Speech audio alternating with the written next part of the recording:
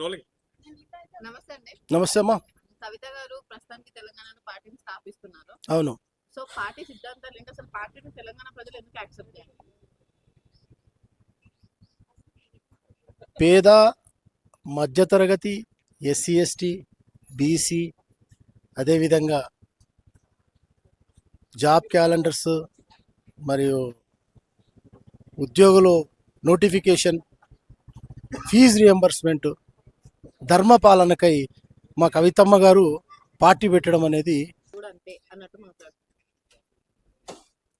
Opposition party వాళ్ళు, ముఖ్యమంత్రి గారు, బీఆర్ఎస్ వాళ్ళు, బీజేపీ వాళ్ళు ఏదైతే నోరు బారేసుకుంటున్నారో, ఏదైతే అసత్యపు మాటలు మాట్లాడుతున్నారో, వీటన్నిటికీ 25వ తారీఖు ఏప్రిల్ 25వ తారీఖు పార్టీ పెట్టిన తర్వాత ఎజెండా ఏంటనేది నిరూపించి ముందుకు తీసుకెళ్తామమ్మా. ఇవన్నీ ట్రాష్ మాటలనేటి ఇది మంచిది కాదని తెలంగాణ జాగృతి నుండి నేను చెప్తున్నానమ్మా. ఇంకోటి ఏంటంటే కాంగ్రెస్ వాళ్ళు ఏమంటున్నారంటే బీఆర్ఎస్ లో ఉన్నప్పుడు ప్రజలకు బీసీ గురించి స్టాండ్ తీసుకున్న ఆమె ఇప్పుడు సపరేట్ గా పార్టీ పెట్టి ఏం తీసుకుంటుందో అంటున్నారు.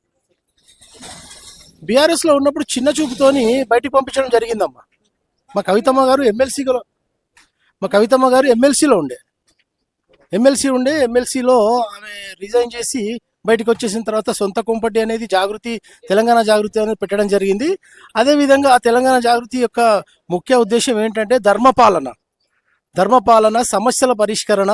ఈ సమస్యల పరిష్కరణకై మా కవితమ్మ గారు అహర్నిశలు పాటుపడుతుందమ్మా.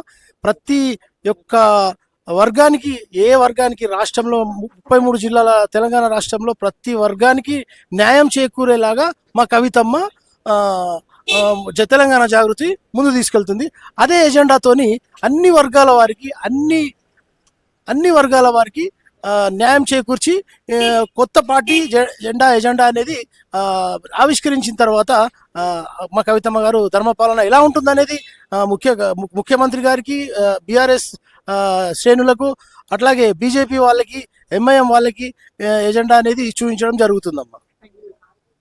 నమస్తే అండి. ప్రస్తుతానికి తెలంగాణలో అసెంబ్లీ సెషన్స్ జరుగుతున్నాయి. సో ఈసారి బడ్జెట్ కూడా దారి మరలిచ్చే ప్రయత్నం చేస్తుంది కాంగ్రెస్. దాని గురించి మీరు జై తెలంగాణ, జై జాగృతి.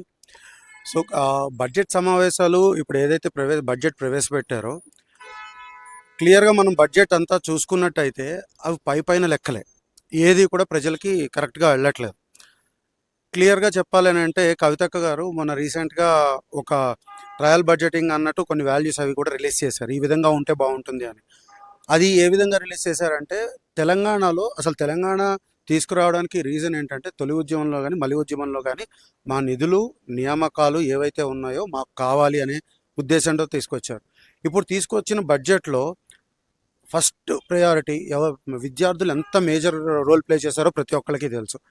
వాటి నోటిఫికేషన్ గురించి గవర్నమెంట్ ఎక్కడన్నా మాట్లాడిందా? ఎంతమందికి ఉద్యోగాలు ఇస్తున్నారని మాట్లాడిందా? ఇప్పుడు లాస్ట్ ఇయర్ వరకు కూడా మనం చూస్తే 17,500 18,000 కోట్లు ప్రతి నెల గవర్నమెంట్కి వస్తుంది. కానీ బడ్జెట్ 22,500 కోట్లు ఓన్లీ శాలరీలకు కావాలని చెప్పి ఆల్రెడీ చెప్పారు గవర్నమెంట్. మరి అలా చెప్పినప్పుడు నువ్వు ఈ లోటు బడ్జెట్ని ఏ విధంగా పూడ్చడానికి నువ్వు ట్రై చేస్తున్నావా?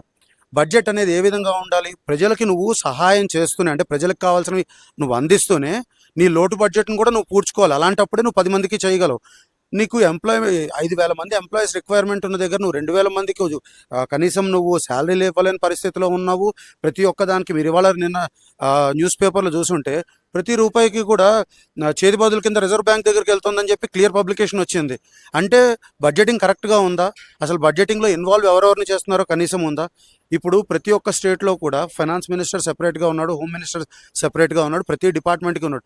ఈయననే 10 వింగ్స్ ఈయన దగ్గరనే పెట్టుకుని ఒకళ్ళే చేసుకుని దాని మీదే బడ్జెటింగ్ చేస్తానంటే కరెక్టేనా అండి? కాదు కదా. ఇప్పుడు ఎలాగంటే పవర్స్ అనేవి 10 మందికి సెపరేషన్ ఆఫ్ పవర్స్ అనే ఒక కాన్సెప్ట్ ఉంది. అది ఎందుకుంది? నీ దృష్టిలో నీకు కరెక్ట్ అనిపించవచ్చు నువ్వు చేసేది, పక్కనోడ దాంట్లో ఉన్న తప్పుని ఎంచి నీకు చూపించగలుగుతాడు. కానీ నువ్వు 10 మినిస్ట్రీలు నీ దగ్గరే పెట్టుకుని 10 మినిస్ట్రీలు కరెక్టే ఉన్నాయని చెప్పి దానికి తగ్గట్టుగా ప్రతి ఒక్కటి కూడా బడ్జెటింగ్ చేసుకుంటూ వెళ్తే కరెక్ట్ కాదు. అదేవిధంగా ఇప్పుడు స్టూడెంట్స్కి సరైన న్యాయం జరగలేదు. సరే, సిటీస్ కానీ డెవలప్మెంట్కి కానీ నువ్వు ఏం బడ్జెటింగ్ ఇచ్చావు, ఏ విధంగా ఇచ్చావు? అదేవిధంగా హైదరాబాద్ వాటర్ ఫెసిలిటీస్కి కానీ వీటికి కానీ సంబంధించింది ఏదైనా నువ్వు క్లారిటీ ఇచ్చావు బడ్జెట్లో? సో నువ్వు ఏది క్లారిటీ ఇవ్వలేదు. ప్రతి ఒక్క దాని గురించి మాట్లాడుకుంటే మనకు 1 గంట 2 గంటలు డిబేట్ కావాలి ప్రతి ఒక్క టాపిక్ గురించి మాట్లాడితే. ఇది ఒక పనికిమాలిన బడ్జెట్. అండ్ మొన్నటి వరకు ఏంటంటే ఈ కంపెనీలు వచ్చాయి, ఆ కంపెనీలు వచ్చాయని చెప్పాడు. అన్ని బోగస్ కంపెనీలు, వాటిని చూపించే ఫండ్స్ ఇప్పుడు అలొకేషన్ ఇచ్చాడు. సో అంటే అక్కడ బోగస్గా ఉన్న వాటిని ఇక్కడ ఫండ్స్ అలొకేషన్ ఇచ్చాడంటే ఎవరి జేబులోకి వెళ్తున్నాయి? గవర్నమెంట్ ప్రతినిధులుగా ఎవరైతే ఉన్నారో వాళ్ళ జేబుల్లోకి వెళ్తున్నాయి. సో ఈ బడ్జెట్ అయితే ఒక పనికిమాలిన బడ్జెట్. Thank you. నమస్కారం అండి. ప్రస్తుతానికి తెలంగాణలో 2 పార్టీలు ఉన్నాయి. సో కవిత గారు కొత్త పార్టీ పెడుతున్నారు. ఎట్లా ఉంది ఒక జాగృతి మహిళగా కవిత గారు పార్టీ స్థాపించిన పైన మీ స్పందన? జై తెలంగాణ, జై జాగృతి, జై కవితక్క. అక్క పార్టీ పెడుతున్నారంటే చాలా సంతోషంగా ఉంది. ఎందుకంటే ఇప్పటి వరకు తెలంగాణలో ఉన్న రాజకీయ పార్టీలు అన్నీ ఒక ఎత్తు అయితే ఇప్పుడు అక్క పెట్టబోయే పార్టీ ఇంకొక ఎత్తు అనే మేము చెప్పుకుంటున్నాము. ఇప్పుడున్న కాంగ్రెస్ కానీ అంతకుముందున్న బీఆర్ఎస్ కానీ ప్రజలకు ఏవైతే హామీలు ఇచ్చారో ఆ హామీల్లో కొన్ని కూడా నెరవేర్చలే. కాంగ్రెస్తో పోలిస్తే బీఆర్ఎస్ బెటరే, కొన్నన్నా అమలు చేసింది. బట్ ఇప్పుడు వచ్చిన కాంగ్రెస్ మాత్రం నోటికొచ్చిన హామీలు ఇచ్చి ఇంతవరకు ఒక్క హామీ కూడా నెరవేర్చలేకపోయింది.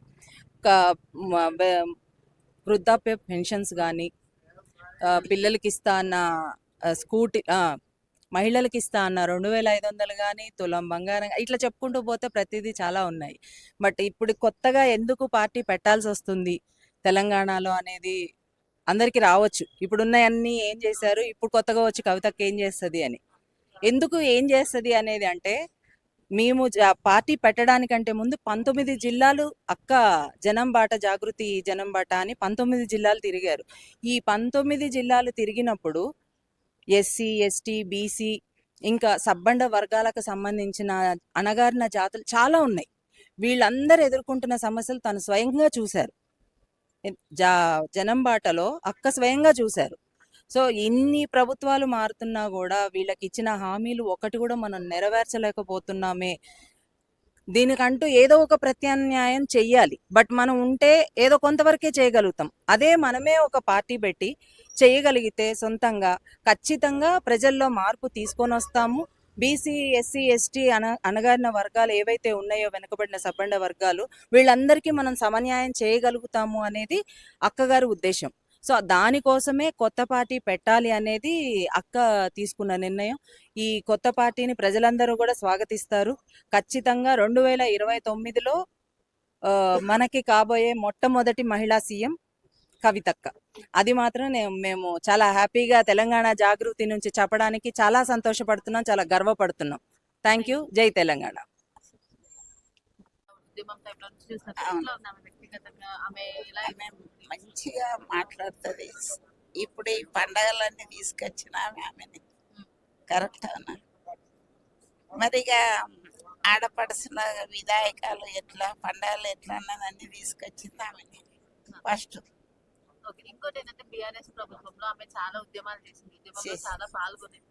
సో ఇప్పుడు ఆమె పార్టీ నుంచి బయటికి తీసేశారు. సో ఇప్పుడు మహిళగా ఆమె సొంతంగా పార్టీ పెట్టుకుని ఒక సీఎం గా రావాలన్న ఆశతో వస్తుంది. సో మీరేమన్నారు? పెట్టాలంట, పెట్టాలి ఇంకో పార్టీ. మరిగా అందులో జరగనప్పుడు మనం చేసిన పని పక్కకే పోయింది. అవునా, కష్టపడ్డది దూరం అయిపోయింది. మళ్ళీ మనం నిలబడాలంటే ముందు నడవాలే కదా. ఇప్పుడు మరి మీరు ఆమెను ఎప్పటి నుంచో చూస్తున్నారు, మీరు చాలా రాజకీయాలు చూసే వచ్చారంట, అన్ని పార్టీలను చూసారు. సో కవిత గారి వ్యక్తిత్వం గురించి మీరు ఏమన్నారు? బాగుందంట. బాగుందంట. ఒక ఆడపడుచుగా తెలంగాణ ప్రజలు ఆమెను ఆహ్వానిస్తారు. అవును. ఓకే. పార్టీ గురించి ప్రజలకు మీరు చెప్పాలంటే ఏం చెప్తారు? ఇక నాకు తోసింది చెప్తామ్మా, చెప్తా. దీంట్లో ప్రజలకి ఏం చెప్తారంటే, ఒక మీరు ఇన్ని ప్రభుత్వాలను చూసి వచ్చారు కదా, ఇప్పుడు ఈ ప్రభుత్వం వస్తే ఎట్లా ఉండబోతుంది? ఎట్లుండబోతుంది? ఇప్పుడు అన్ని రాష్ట్రాల్లో జరిగేటివన్నీ, రాజకీయ నాయకులు చేసేటివన్నీ అన్ని చూసుకుంటూ వచ్చిన ఎడ్ల కాని నుంచి నేను ఓటేసింది దాన్ని. బీఆర్ఎస్ గవర్నమెంట్ ఎట్లుండే మరి? మంచిగా ఉండేనా? ఇప్పుడు కాంగ్రెస్ మంచిగా ఉందా? ఇంకా కొత్త పార్టీ అవన్నీ నేను వీళ్ళని ఇక్కడ చెప్పద్దు కదా. ఏది నడుస్తుందో దాన్నే చూసుకుంటూ వచ్చిన. కానీ ఇక మళ్ళీ ఇది వస్తే నేను బతుకుతాను. నేను బతికే కొద్ది రోజులలో మంచి మాటలు మాట్లాడితే అయిపోయాయి. నీకు ఆమె ఇష్టమైంది నేను చూడొచ్చిన, ఆమె చూడి కలిసిపోని వచ్చిన అంతే.